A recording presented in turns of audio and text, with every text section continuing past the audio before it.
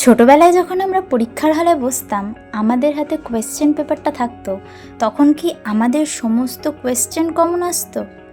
আমাদের পড়া, আমাদের সারা বছরের সিলেবাস থেকে সমস্ত কোয়েশ্চেনটা কি কমন আসতো? আমরা যে বট কোয়েশ্চেন বা যে শর্ট কোয়েশ্চেনগুলো করে যেতাম, হয়তো দেখতাম সেগুলোই আসেনি, কিন্তু আসতো তো, যেটাকে আমাদের মতো করে বানিয়ে লিখতে হতো। এমন কিছু কিছু মাঝে মাঝে টপিক লিখে আসতাম, যেগুলো মাঝে মাঝে নিজেই মাথা মুন্ডু কিছু বুঝতে পারতাম না। জীবনটাও ঠিক সেরকম, প্রতিটা মানুষ পারফেক্ট হয় না, আর জীবনের সিলেবাসে সব কিছু মেনটেন করে পারফেক্টলি হবে এরকম কোনো মানে নেই। তাই যেরকম পরিস্থিতি আসবে, যখন আসবে, সেই অনুযায়ী মানিয়ে নিতে হয়। আর এই মানিয়ে নিতে অনেকে বলে যে মানিয়ে নিতে নিতেই হয়তো মেনে নিতে হয়, হয়তো কিছু সময় তাই। বানিয়ে বানিয়ে যেরকম পরীক্ষায় খাতায় লেখো, সেরকম নিজের অনুভূতি, নিজের ভালো লাগা খারাপ লাগাগুলোকেও পরিস্থিতি অনুযায়ী একটু মানিয়ে তো নিতেই হয়।